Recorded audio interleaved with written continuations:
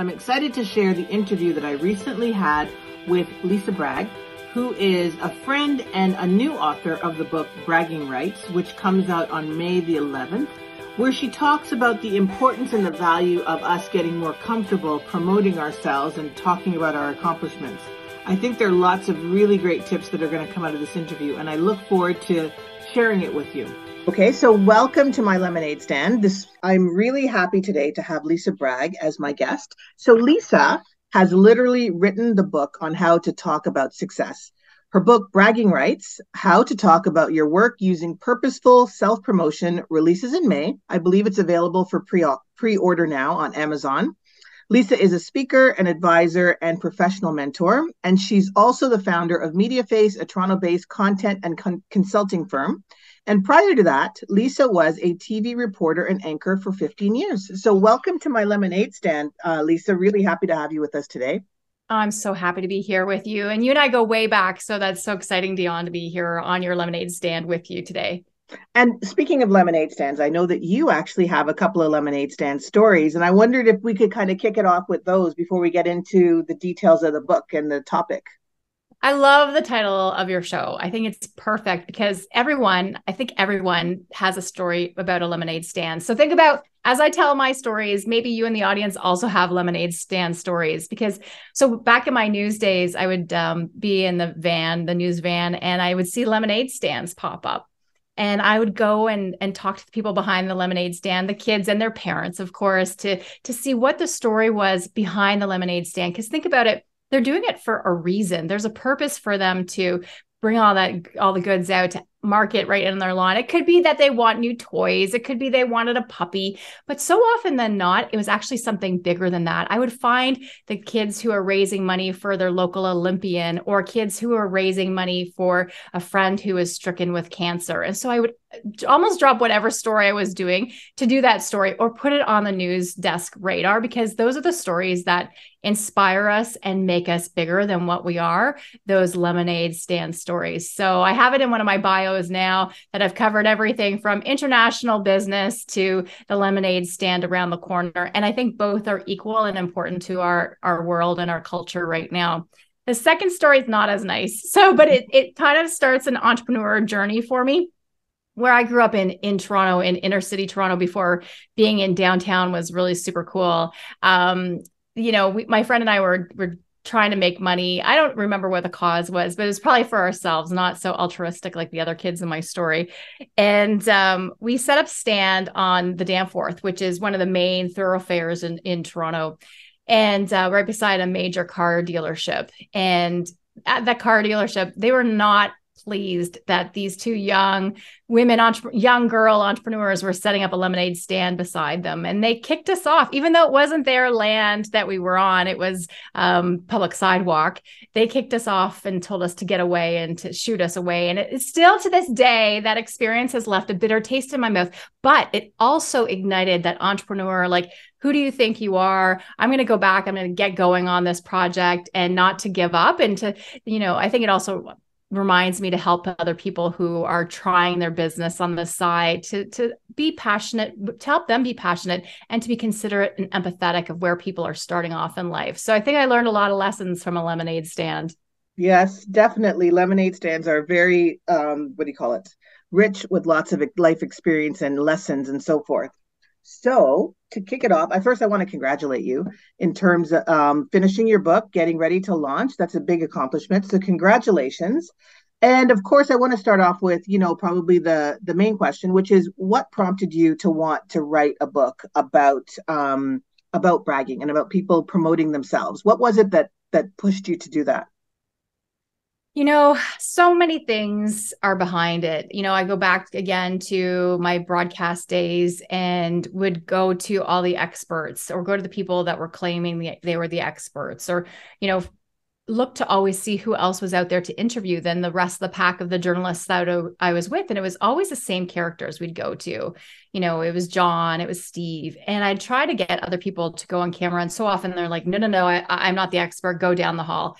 And that really frustrated me as a reporter, because I wanted to have a diversity of voices behind my stories. I was always like looking for somebody different, because I didn't always want to be the same. I think that's like a thing with me. And so often than not, people were like, no, I'm not quite ready yet. I'm not the expert. Go to someone else. And that frustrated me. So that was one part of the thread. And then when I owned my content company, MediaFace, we were actually training people to put themselves out there and doing some of the first videos with our clients. So, video like what we're doing now wasn't really that popular in 2007 when I started it. So I was really helping companies early on to be seen and be heard through their knowledge mobilization. So sharing their subject matter experts with the world. And when I would do that, on the walk to the elevator, so often I would hear from the leader who was in charge of the project, well, I'm seeing what it's doing for our subject matter expert. They're getting promotions. They're getting this happening. They're going to talk on international panels. Lisa, how can I do this for myself? And so I'd start to coach people at the elevator about this. And then it became part of my practice. And then in the pandemic, I realized, well, I'm really passionate about helping people be seen and be heard. And so why don't I make it into something bigger? And so that's where I wrote the book. But I think honestly, too, I am my book. I'm a hidden gem. I so often don't put myself out there as much as I should. And I could, and I know I can, but I just don't. It's like one step. I have Amelia Sams in the book, and she says sometimes it's, she takes 2 steps forward to put herself out there in the world and to show how she shines and how she's here to serve. And then it's 3 steps back, you retreat and you don't want to be seen. And you're like, ah. And so how do we make it consistent, and how do we show up? Because we have so much to give. And I think with my own mistake in life is that thinking I was somebody who eventually would find me on my little slice of the internet and choose me and pick me. And you know what? That doesn't happen. Yeah, for sure. Because it's busy, it's noisy. There's so many distractions. Right. So then I wanted to get your perspective on, why do you think people feel so uncomfortable promoting themselves? Because, a lot of people, a lot of professionals that I talk to, they have been told exactly what you're saying, that to take themselves to the next level in their career, they really need to promote themselves more. And to them, it's like, oh, like, you may as well ask me to climb Mount Everest. Like, I would rather do that than promote myself. So what do you think it is that makes us feel uncomfortable doing that? So there's lots of layers, but I'm going to point out one right now that's happening to me, and it's perfectionism. And that's a big problem for a lot of people. And right now for me, because as we were setting this up, all of a sudden the sun started shining in on me, and it's like this bright white light on my face, washing me out, my background being TV news. It's like, oh my goodness, I'm so blown out here. And then that perfectionism starts to play in our head, and it limits us from actually showing up and being authentic. And we have to push past that. So we wait for everything to be perfect for us to do anything. And that is we've been trained, especially as women, to do that. And that's so wrong. I don't know if it's everyone, but a lot of people I know, they wait to be just that. We have to be 10 plus. It's not just, it's 115% all the way, where really we can show up, because you're a high achiever, I'm a high achiever. We can show up and give somebody 75%, and it's still, nobody knows that it's 75%, because our 100% is so beyond what it really should be. And so I think perfectionism is one of the places, but then also it comes back to cultural, societal, and institutional issues. So culturally, we still live with these factory era ideas, where back in the day, we were told to, fit in and don't put yourself out there. Just, keep in line, put your head down, be a good girl, and eventually someone will notice you. Or, don't put your neck out. Oh, and we've been also told the cream rises to the top. So meritocracy, like all these things that we've had, and we had it during the factory system, because things quickly had to become organized as we moved from being, on the farm and mostly an agrarian culture, where we're out on the farm doing the good work and our grandmas know what we're up to then moving into these factories where they had to have systems in place, and we had to keep in line for safety, to get our paycheck, for all the different reasons that we would go into the factory system.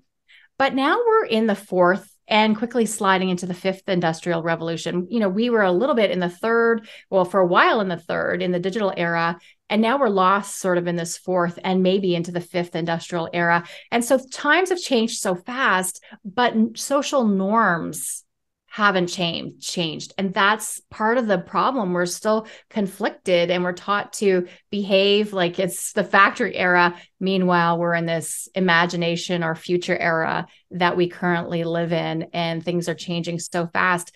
We're not competing with the person who's just in the next cubicle. We're competing or hopefully collaborating with somebody who's across the globe. So it's a different world where we have to, yes, we want to fit in, but we also really do have to stand out.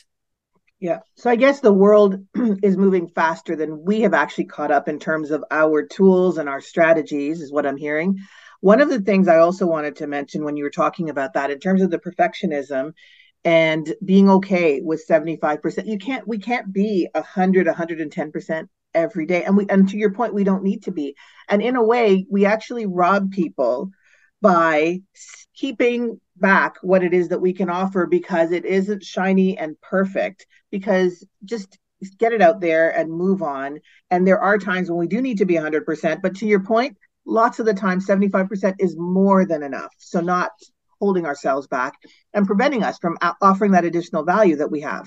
Yeah, it's showing up and telling people how you serve, and it's about putting out moments and celebrating moments instead of milestones. We wait to everything for, the award or whatever it is to be bright and shiny to show people, but we don't show people the messy work along the way.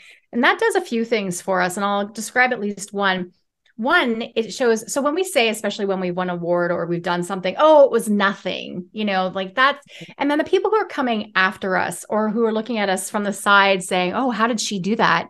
Oh, it was nothing. Well, then that puts the level of like, well, how do I achieve that? It makes it impossible. Mm-hmm. It's that hard. It's that hard to do that. It's hard to write a book. It's that hard, but, oh, I wrote a book. It's nothing. No.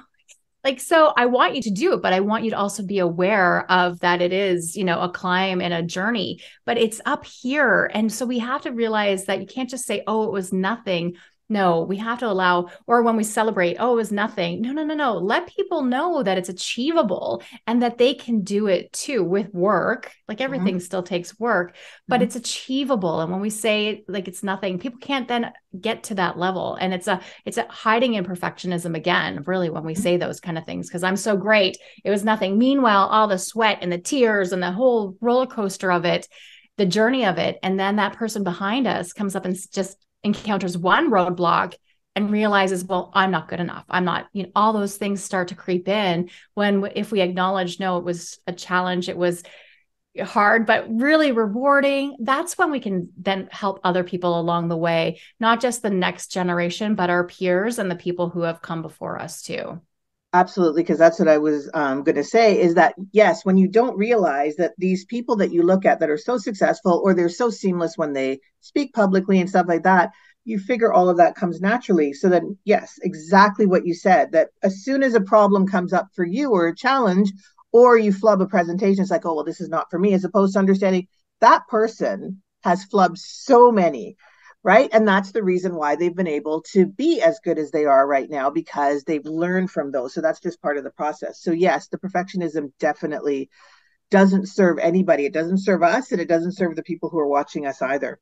Yeah. And we so often talk about our failures right now, which is good, but we also need to tell people about our successes. Mm-hmm. So, I think we're so quick to say, oh, this is how I failed, but also talking about our successes on the flip side of saying, here's the success I've had. Here's the things I've done along the way. Yes, I have made, hundreds, thousands of mistakes, but here's also how I've won. And so often, unless we're a celebrity, we don't show how we've won. Well, we're quick to show how we fail, because that self-deprecation is safer than us saying, here's how I've succeeded. Because then we feel also that we're putting a target on our back in some ways.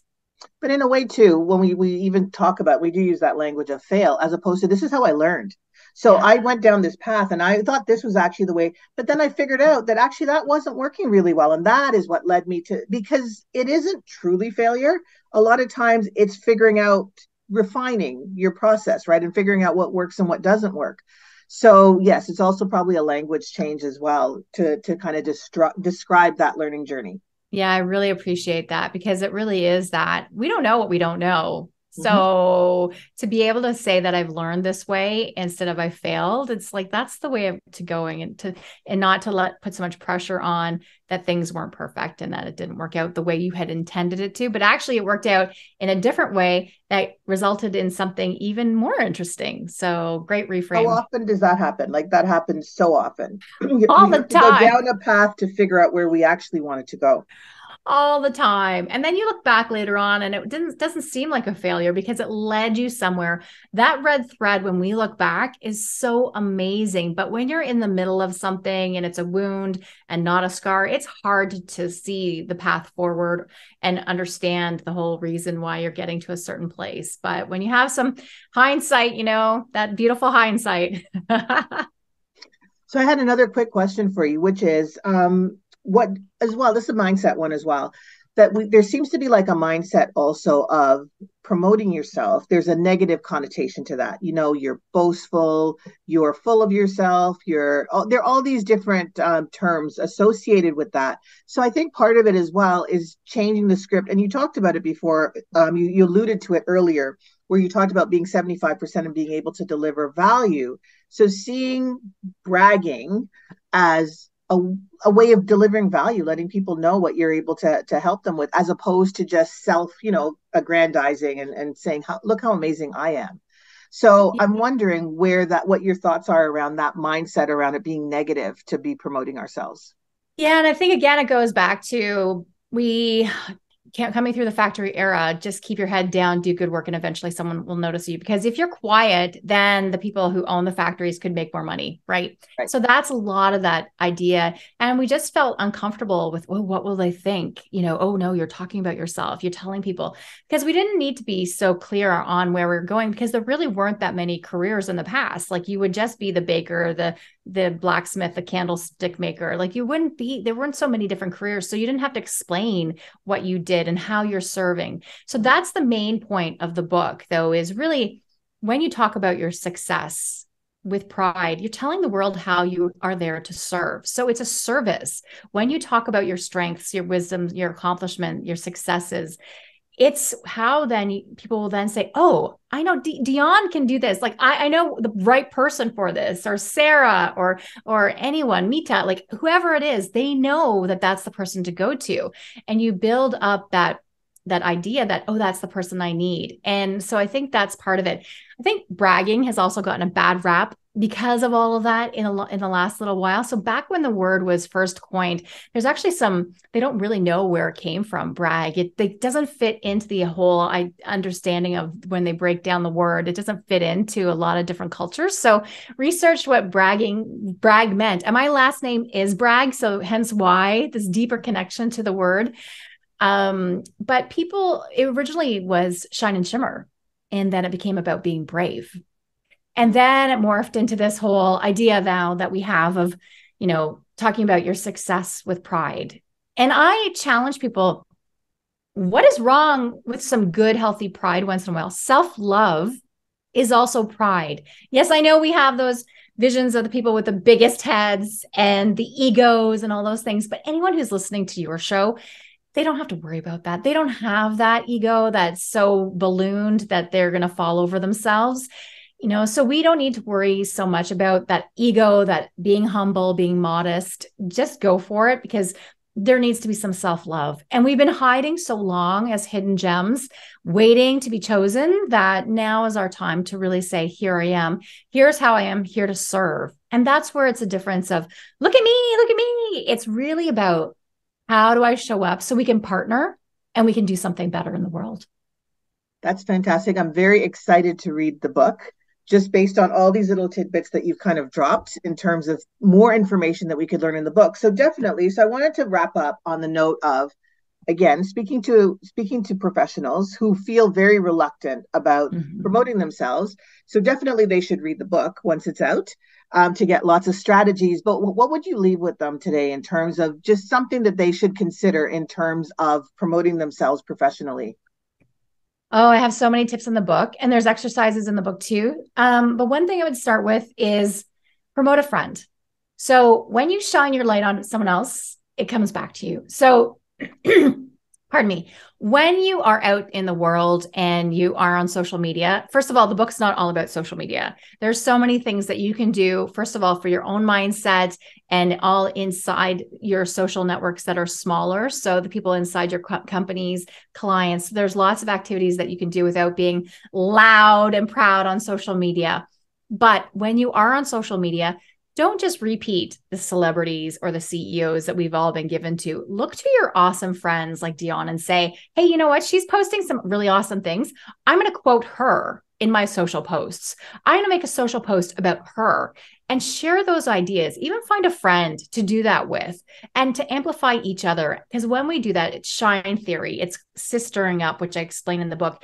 And those things then make you look even smarter and brighter and the expert because you're calling out someone else for success. And that just will shine the light back on you. It'll help each of us too, because then we're seeing somebody else who's a thought leader instead of rehashing the same old people. It's done. Like, let's look to the people who are beside us because all of those other voices need to be seen and heard. And they're also part of the signal and not the noise. Like, it's so much noise. And I'll give you one more tip. I don't know, one more out of this whole book. There's so many, like there's actually exercises in it too. But, you know, you have to be in the way to get your way. So show up. And I think one thing, be enthusiastic. We've been taught so much now to sit back and to not be involved, but being enthusiastic, just showing up, show up for those Zoom calls if you're on them and actually turn on your camera if you can. Don't worry about the background or the lighting. Because, you know, people are accepting now, things happen. But when you're enthusiastic, participate in the chat. Even if it's just one little comment, put your name in there and somebody is going to read off. I always read the chat and I always will say, hey, there's, you know, Jacqueline in the chat from X company and she's saying this. That gives you some notoriety right then. And somebody then will say, oh, I love your thought. I love your chat. And then connect afterwards. So those would be a few things that I'd say, very simple and things that you already know, but you probably aren't doing them. So start to do them because people will catch on sooner than later. And they'll also start to put their name in the chat and start to do smaller things. So it's those steps of courage. Don't wait until you have confidence. Take steps of courage to get there. And then you'll have some confidence because then you're going to jump again to something else and do something else new. So then you'll need more courage along the way then too. Yeah, no, I love that because it's about leading by example. So in terms of promoting other people, it's like, yeah, I'm gonna call myself out about some of the accomplishments that I have, but I'm also going to. So it feels a lot more, you know, inclusive and demonstrating to other folks what, you know, they could emulate as well. And then with the enthusiasm, why I like that example is because as a byproduct of being more enthusiastic, you actually enjoy it more. You're more engaged, you're more involved. And then all kinds of good things come when you're engaged and involved and actually genuinely enjoying your participation. So those are just two of the many strategies that people can learn. So again, the book is Bragging Rights: How to Talk About Your Work Using Purposeful Self-Promotion. It releases in May. It is available for pre-order now on Amazon. So congratulations again, Lisa. And thank you so much for joining me today. This was such a fun chat and shared a lot of really great nuggets that are just, you know, the tip of the iceberg in terms of what people could expect when they read the book. Oh, I appreciate it. Thank you so much for having me on. And I'm continuing to cheer you on with all your endeavors too. Thank you. Thanks so much, Lisa. If you enjoyed that interview, please subscribe to my YouTube channel, My Lemonade Stand. You can also stream it off of your favorite podcast streaming platform. Looking forward to seeing you next time.